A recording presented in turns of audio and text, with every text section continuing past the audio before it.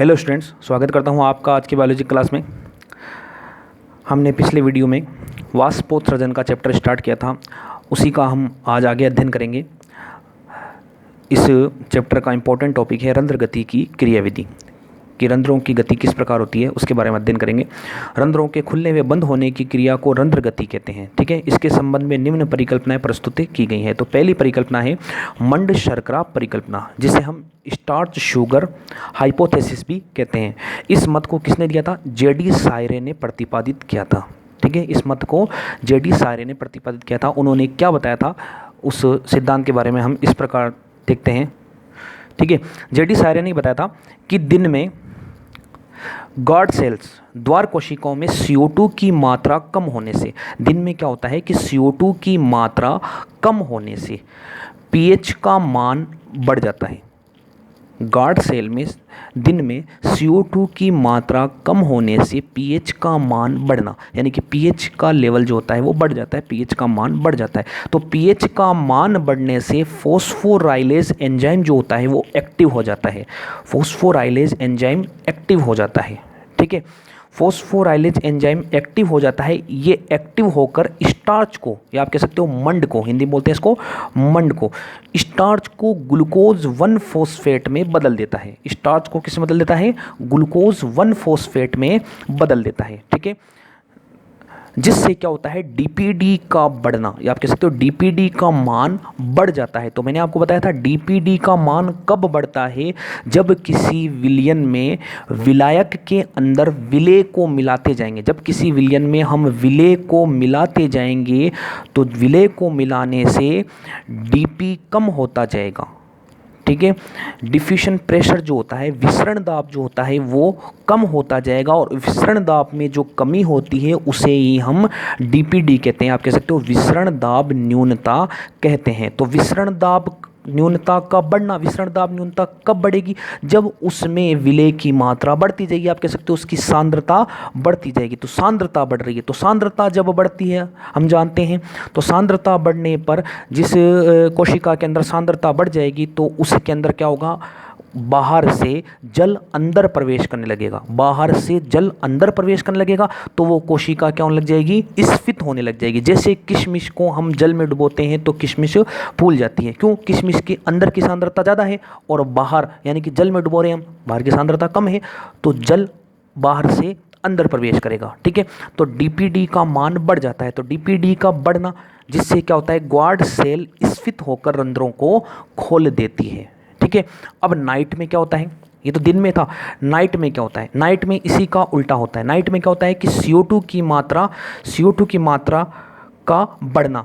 दिन में तो CO2 की मात्रा कम थी, अब CO2 की मात्रा बढ़ जाती है। ठीक है, CO2 की मात्रा बढ़ने से pH कम हो जाता है, और pH जब कम होता है तो फॉस्फोराइलेज एंजाइम जो होता है वापस इनएक्टिव हो जाएगा। इनएक्टिव होकर के ग्लूकोज 1 फॉस्फेट जो बदला था, स्टार्च जो है वो ग्लूकोज 1 फॉस्फेट में बदला था, वो ग्लूकोज 1 फॉस्फेट वापस स्टार्च बदल जाता है, जिससे डीपीडी में कमी आ जाती है।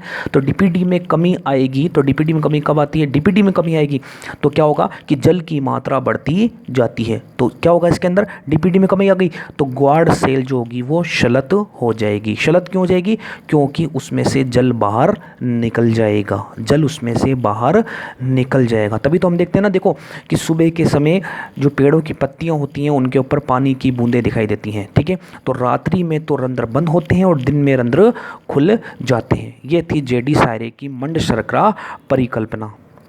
दूसरी है स्टीवार्ड परिकल्पना। ठीक है, स्टीवार्ड ने सायरे की परिकल्पना को ही आगे बढ़ाते हुए ये बताया कि अधिक pH में स्टार्च का ग्लूकोज 1 फॉस्फेट के आगे और विश्लेषण होता है। और क्या विश्लेषण होता है कि ग्लूकोज 1 फॉस्फेट जो है वो ग्लूकोज 6 फॉस्फेट में भी बदलता है। ठीक है, जिससे ग्लूकोज 6 फॉस्फेट वे ग्लूकोज बनता है। उसने ये बताया कि स्टार्च जो है वो ग्लूकोज 1 फॉस्फेट में ही नहीं, उससे आगे ग्लूकोज 6 फॉस्फेट और ग्लूकोज भी बनता है। ग्लूकोज 6 फॉस्फेट वे ग्लूकोज 1 फॉस्फेट की तुलना में अधिक घुलनशील होते हैं, जिससे ग्वाड सेल कि कोशिका रस की सांद्रता बढ़ जाती है और रंध्रों को खुलने के लिए पर्याप्त होती है, जिससे गार्ड सेल की जो कोशिका रस है उसकी सांद्रता बढ़ जाती है, जिससे रंध्र खुल जाते हैं। अब सांद्रता बढ़ेगी तो सांद्रता बढ़ने पर जल अंदर प्रवेश करेगा और जल अंदर प्रवेश करने से जो कोशिकाएं हैं, द्वार कोशिकाएं, वो फूल करके रंध्रों को खोल देंगी। ठीक है। तीसरी परिकल्पना, सबसे इंपॉर्टेंट परिकल्पना है सक्रिय पोटेशियम आयन स्थानांतरण सिद्धांत। इसे किसने दिया था? यह सिद्धांत जापानी वैज्ञानिक इमामुरा तथा फ्यूजिनो ने प्रतिपादित किया और लेविट ने रूपांतरित किया। इसको लेविट वैज्ञानिक ने रूपांतरित किया। किस प्रकार कि दिन में मैलिक अम्ल जो होता है, दिन में मैलिक अम्ल का वियोजन प्रकाश संश्लेषण की उपस्थिति में होता है। मैलिक अम्ल का वियोजन होता है, वियोजन का मतलब टूटना, तो मैलिक अम्ल का वियोजन होता है, वियोजन प्रकाश संश्लेषण की उपस्थिति, दिन में प्रकाश संश्लेषण होता है तो प्रकाश संश्लेषण की उपस्थिति में वियोजन होता है, वियोजन होकर के मेलेट और प्लस H प्लस बनता है, मेलेट प्लस H प्लस बनता है। ठीक है। ध्यान रखना कि सहायक कोशिकाओं द्वारा द्वार कोशिकाओं में K प्लस का अंदर आना, जिससे H प्लस बाहर निकल जाता है। अब ध्यान रखना कि जो सहायक कोशिकाएं, द्वार कोशिकाओं के बाहर मैंने आपको बताया था सहायक कोशिकाएं होती हैं, तो सहायक कोशिकाओं द्वारा द्वार कोशिकाओं में K प्लस आयन जो होता है, पोटेशियम आयन जो है वो अंदर आता है, अंदर आने से H प्लस आयन बाहर निकल जाता है। तो H प्लस आयन तो बाहर निकल गया, H प्लस आयन यहाँ बाहर निकल गया, बाहर निकलने से अब क्या बन गया? पोटेशियम मेलेट बन गया। अब क्या बन गया? Potassium malate. ठीक है। पोटेशियम मेलेट बनने से ग्वाड सेल की सांद्रता बढ़ जाती है, ग्वाड सेल की सांद्रता बढ़ जाती है, और ग्वाड सेल की जब सांद्रता बढ़ जाएगी, मैंने आपको बताया ग्वाड सेल की सांद्रता बढ़ती है तो जल अंदर प्रवेश करेगा। अब जल अंदर प्रवेश करेगा तो ग्वाड सेल जो होती है वो स्फीत हो जाती है, और ग्वाड सेल जब स्फीत हो जाएगी तो रंध्र खुल जाएंगे। ठीक है, ये होता है। तो मैंने वापस देखिए इसमें कि दिन में मैलिक अम्ल जो होता है वो प्रकाश संश्लेषण की उपस्थिति में वियोजित होकर के मेलेट और H प्लस आयन में बदल जाता है। ठीक है।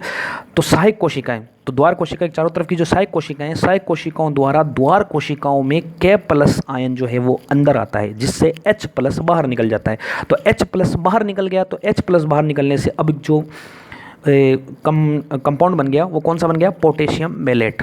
ठीक है। अब जो यौगिक बनता है वो कौन सा बनेगा? पोटेशियम मेलेट, जिससे क्या होता है? ग्वाड सेल की सांद्रता बढ़ जाती है। ग्वाड सेल की सांद्रता बढ़ जाएगी तो क्यों? ग्वाड सेल की सांद्रता बढ़ गई ना, तो आप क्या कह सकते हो इसमें कि डीपीडी बढ़ा या कम हुआ? तो डीपीडी बढ़ गया ना, सिंपल सी बात है। अब इसके अंदर गार्ड सेल स्फीत, कब स्फीत हो जाएगी? गार्ड सेल स्फीत क्यों होगी? क्योंकि सांद्रता बढ़ गई, और सांद्रता बढ़ेगी तो जल अंदर प्रवेश करेगा। जल अंदर प्रवेश कर गया, जल अंदर प्रवेश करने से गार्ड सेल स्फीत हो जाएगी, फूल जाएगी और अंदर खुल जाएंगी।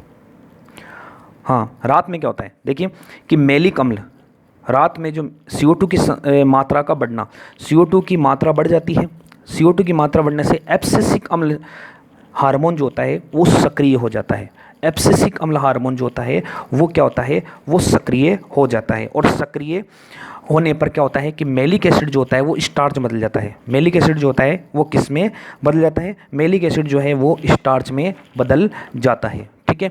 स्टार्च में बदल जाएगा तो स्टार्च बदलने पर K प्लस आयन जो है वो बाहर निकल जाएगा। ठीक है। K प्लस आयन जो है वो बाहर निकल जाएगा। अब देखिए कि कोशिकाओं में CO2 की सांद्रता बढ़ जाती है तो मैलिक अम्ल स्टार्च में बदल जाता है। CO2 की सांद्रता बढ़ जाती है, और ध्यान देना कि CO2 की सांद्रता बढ़ेगी तो रात में एब्सिसिक अम्ल जो हार्मोन होता है वो सक्रिय हो जाता है, एक्टिव हो जाता है। तो एक्टिव होने से क्या होता है कि मैलिक अम्ल जो होता है वो स्टार्च में बदल जाता है, जिससे द्वार कोशिकाओं की सांद्रता कम हो जाती है। द्वार कोशिकाओं की जो सांद्रता होती है, इसको प्रासरण सांद्रता भी कहते हैं, प्रासरण सांद्रता कम हो जाती है। ठीक है। जिससे क्या होता है कि ग्वाड सेल जो होती है वो शलत हो जाती है। शलत क्यों होगी? क्योंकि बहिःपरासरण होगा। बहिःपरासरण होगा क्योंकि स्फीत है कोशिका, तो कोशिका स्फीत है तो अंदर की सांद्रता जो है वो तो कम है और बाहर की सांद्रता अब ज़्यादा हो गई। तो बाहर की सांद्रता ज़्यादा हो गई तो क्या होगा? जल अंदर की कोशिकाओं से बाहर निकलेगा, तो बाहर निकलने पर जो द्वार कोशिकाएं वो सिकुड़ जाएंगी और स्फीत हो जाएंगी, और स्फीत होकर के रंध्रों को बंद कर देंगी। ये 3 प्रकार की परिकल्पनाएं हैं जो रंध्र गति की क्रियाविधि के बारे में बताती हैं। ठीक है।